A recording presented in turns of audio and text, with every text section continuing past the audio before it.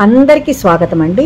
ఈరోజు వినాయకునికి మనం నివేదన చేసే ప్రసాదాలలో ముఖ్యమైనటువంటి పాలతాళికలు అనేటటువంటి ప్రసాదం గురించి తెలుసుకుందాం. దీనికోసం ఒక ముక్కుడు తీసుకుని అందులో 2 కప్పుల నీటిని తీసుకున్నాం. కొద్దిగా రుచి కోసం బెల్లాన్ని తీసుకున్నాం, కొద్దిగా ఉప్పును తీసుకున్నాం. ఈ బెల్లం అనేటటువంటిది పూర్తిగా ఆప్షనల్ అండి, అందరూ వేయరు. మేము మీకు చూపించడానికి చేస్తున్నాం కాబట్టి రుచి కోసం కొద్దిగా బెల్లం ఇందులో వేసాం. వీటిని పూర్తిగా ఇలా కలియదిప్పిన తర్వాత 2 కప్పులకు 2 కప్పుల బియ్యపిండిని వేయాలి. కప్పు బియ్యపిండికి 1 కప్పు నీటిని వాడతాం అన్నమాట. అందువల్ల 2 కప్పుల నీటికి 2 కప్పుల బియ్యపిండిని వేసి మొత్తం ఇది స్మూత్గా అయ్యేంత వరకు కలియదిప్పుకోవాలి. ఈ విధంగా చక్కగా కలుపుతూ ఉంటే ఇది గట్టిపడుతూ ఉంటుందండి. ఇందులో కొద్దిగా ఆవు నెయ్యిని వేసుకోవాలి. ఆవు నెయ్యి వేసుకుంటే అంటకుండా ఉంటుంది, మృదువుగా పిండి తయారవుతుంది. ఇదిగోండి, ఈ విధంగా పిండి మృదువుగా తయారైంది. చేత్తో అలా అలా ఒత్తుకుంటూ చూసుకోవాలి, చేతికి అంటడం లేదు. చేత్తో కొంచెం మర్దన చేసుకోవాలండి, తప్పనిసరిగా మర్దన చేసుకుంటేనే తాళికలు చక్కగా వస్తాయి, ఒక షేపులో వస్తాయి, లేకపోతే విరిగిపోయినట్టు వస్తాయి. ఈ పాల తాళికలను జంతికలు గొట్టంలోకి వేసి కూడా పాలలో నెమ్మదిగా జారవిడచవచ్చు. ఇక్కడ మేము బాగుంటాయి కదా అని చేత్తోనే చేసుకుంటున్నాం. ఇది స్టీమ్ కూడా చేసుకోవచ్చండి, కానీ పూజ చేసుకునేటప్పుడు ప్రసాదంగా మాత్రం ఈ విధంగానే కొంతమంది, అందరూ కాదు, కొందరు స్టీమ్ కూడా చేస్తారు. ఈ విధంగా చేత్తోనే తాళికలు తయారు చేసుకుంటారు. అదేవిధంగా మేము కూడా చేత్తోనే తయారు చేస్తున్నాం. ఈ విధంగా ఈ పిండి మొత్తాన్ని మనం తాళికల మాదిరిగా తయారు చేసుకొని పక్కన పెట్టుకోవాలండి. మొత్తం పిండినంతా తాళికల మాదిరిగా తయారు చేసుకోవాలి. ఈ ప్రసాదం చాలా రుచిగా ఉంటుందండి, వినాయకునికి ఎంతో ఇష్టమైనటువంటి ప్రసాదం. తర్వాత వేరే గిన్నెలో 1 కప్పున్నర బెల్లాన్ని తీసుకొని, 2 కప్పుల పిండి కదండి, కప్పున్నర తీసుకున్నాం. మీరు కావాలంటే కొంచెం ఎక్కువ బెల్లం తీసుకోవచ్చు. బెల్లం అనేటటువంటిది బెల్లం క్వాలిటీని బట్టి మన టేస్ట్ని బట్టి కూడా ఉంటుంది. కాబట్టి అలా తీసుకుని మనం ఈ బెల్లాన్ని కరగబెట్టుకోవాలండి.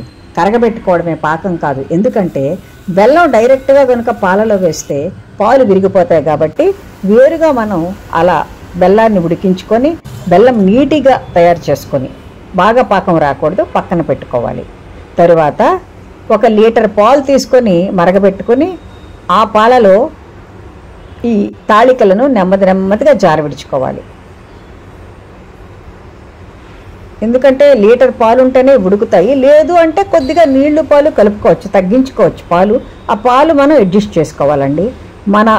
మన రీతిని బట్టి, మన టేస్ట్ని బట్టి మనం పాలను అడ్జస్ట్ చేసుకోవాలి. తర్వాత వేరే మూకుట్లో జీడిపప్పు, కిస్మిస్ వేయించుకుంటున్నామండి. ఇది కూడా ఆప్షనల్, మనకు కావాలంటే వేసుకోవచ్చు, లేకపోతే లేదు. ఆ విధంగా తయారు చేసుకోవాలి. ఇలా తాళికలు చక్కగా పాలలో ఉడుకుతున్నాయండి, కమ్మటి వాసన వస్తుంది. ఈ పాల తాళికలు ఈ పాలలో ఉడకడం వల్ల ప్రత్యేకపు రుచి, అదనపు రుచి దీనికి వచ్చి చేరుతుంది. కాబట్టి ఈ విధంగా చేసుకోవాలి. మనం స్టీమ్ చేయలేదు కాబట్టి ఈ విధంగా కాసేపు ఉడికించుకోవాలండి. ఈ జీడిపప్పు కిస్మిస్ మిశ్రమంలోనే కొద్దిగా ఇక్కడ మేము ఎండు కొబ్బరి వేసామండి.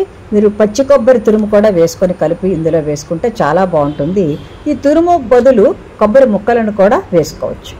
ఈ విధంగా వేరే గిన్నెలో ఈ తాళికలు ఉడికాయా లేదో చూసుకున్నాం. ఇప్పుడు ఉడికిపోయాయి కాబట్టి వేరేగా ఈ బెల్లాన్ని ఒక స్ట్రైనర్లో వడగట్టుకొని దానిని ఇప్పుడు ఈ మిశ్రమంలో కలుపుకోవచ్చు.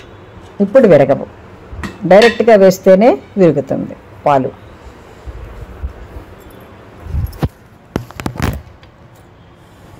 ఈ పాల తాళికలు మాదిరిగానే ఇలాగా ఉండ్రాళ్ళు కూడా వేసి మనం పాయసం తయారు చేసుకోవచ్చు.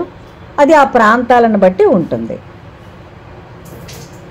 చాలా రుచిగా ఉంటుందండి ఈ పాల తాళికల ప్రసాదం. మీరు తప్పకుండా తయారు చేసుకోండి.